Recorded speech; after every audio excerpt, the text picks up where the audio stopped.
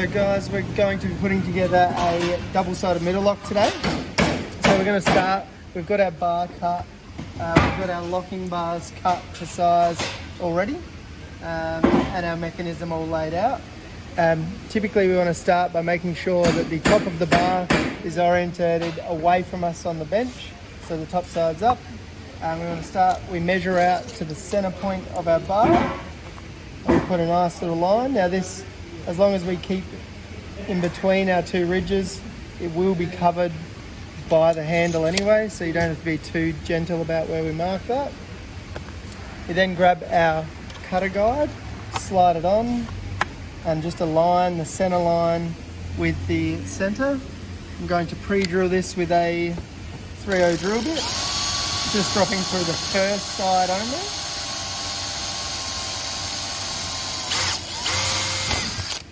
And then I use one of our small 6-gauge countersunk screws just to hold the guide in place.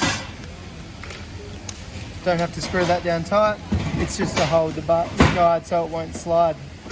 Now, because we're doing a double-sided lock, I will just use some packers just to lift the bar off the bench, because the router bit is going to drop through the bar and we don't want to route slots in our bench. Alright, so safety gear on, as you can imagine, for this one. So in we go. I can drop my router on the guide. So starting hard back to the edge, we start.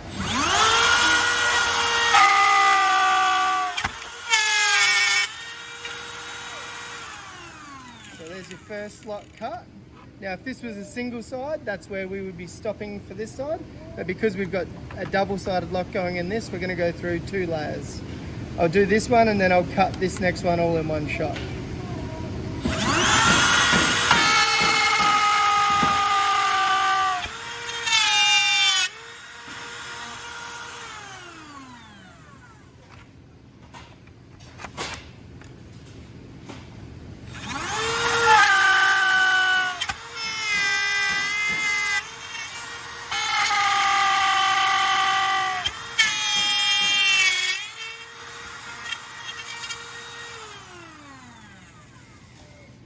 So there you go. So that's our slots cut. Now we can remove our cutter guide. We want to hold onto this screw because we'll be using it in a moment. Then we can put a small countersink. You don't have to go too deep, but we want to put a small countersink in this bar, and then we're going to clean things out. So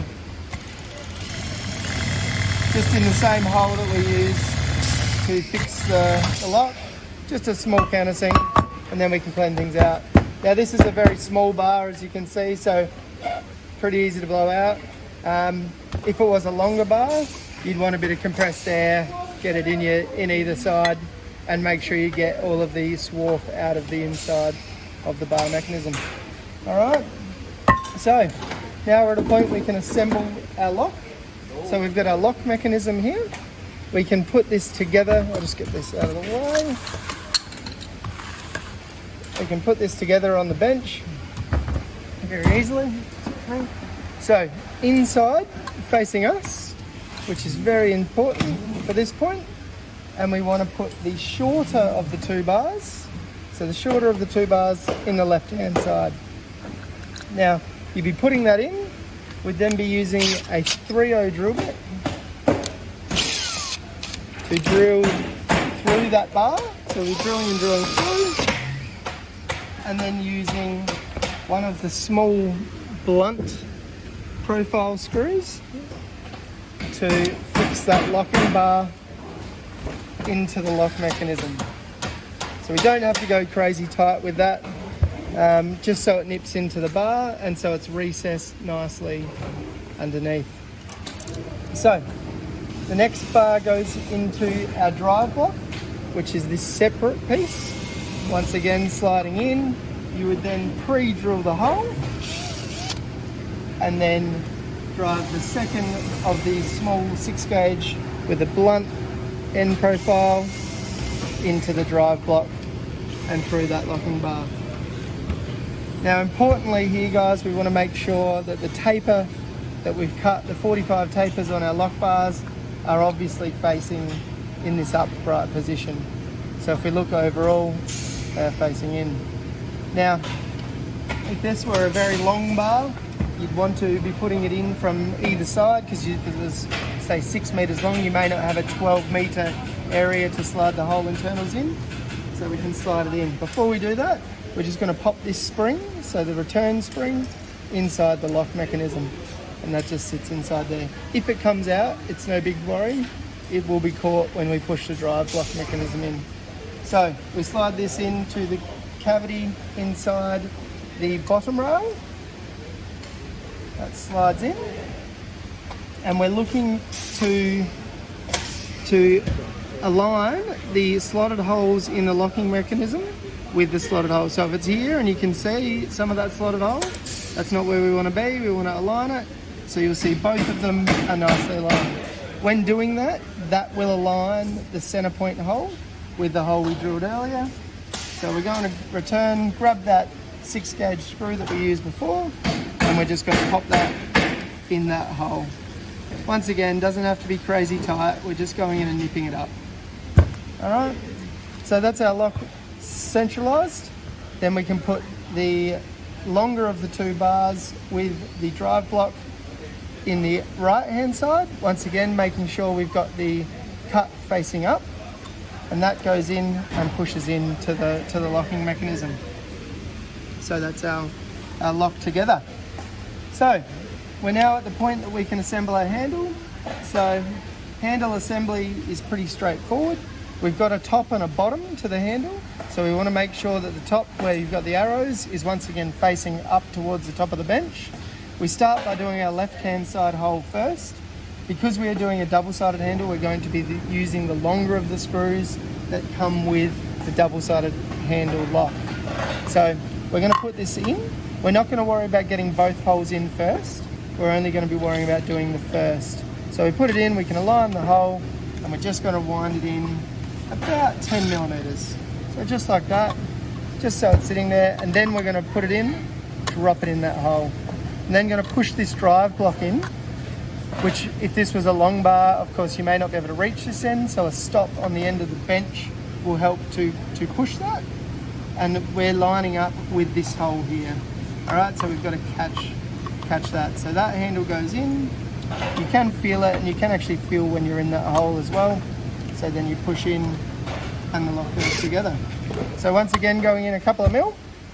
And what we want to try and do is have it so the screws are just protruding through the drive blocks inside the handle. So I'm going to go a little tiny bit deeper, and then I'm going to start putting the backside handle on. So once again, the backside handle does have an up and a down position as well. So we're looking for the arrows again on the top, and they go on the backside of the lock here. So we want to line them onto the screw threads, and that you can feel that when you put it on, you can't actually move it. And then you just pop the screws in another couple of mil, each of the screws, just to locate it. And then you can pop the bar back face up, and we can put some pressure on to drive those screws home. So we don't want to go too tight here, guys, just so we can get a little bit of tension on the impact driver. We're a little bit firm there because the screw's not returning, the handle's not returning. So I'm just going to come back with a hand screwdriver and just back it off, you know, 1/8 of a turn to 1/4 of a turn. And there we go. So now it's returning beautifully. Both sides are returning and the lock is operational. So if this were a very long bar, say in excess of 3 meters, we may want to add our locking bar supports. And what this does is just help stop any rattle inside the bar and help support that locking bar. So these could go in, they just slide in, and you want to push these about half the length of the locking bar, which would put them to sort of a 1/4 away along the bottom rail. So they can slide in. We won't use these because this is such a tiny bar, it's not required, but they would go in from either side. And you can just use a piece of locking bar to essentially slide them in, because they will stay inside the bar itself. So beyond that, we're now ready to put our bottom bar end caps on. which essentially go in very easily. So we're just pushing them in from either side, and they're just sliding on over our bar. Little tap with your hand, and on we go. So you can see our locking bar is still sticking out, and fully operational. All right, our final step to finish our bottom bar is we've got another couple of 6-gauge screws, which we're just going to pop in the end of the bottom rail. So this is just keeping those bottom bar end caps in. Excuse me.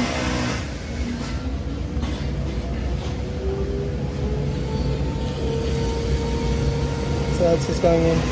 Once again, doesn't have to be crazy tight, just to go into the reveal. So I've got one that side and one this side, and we're finished.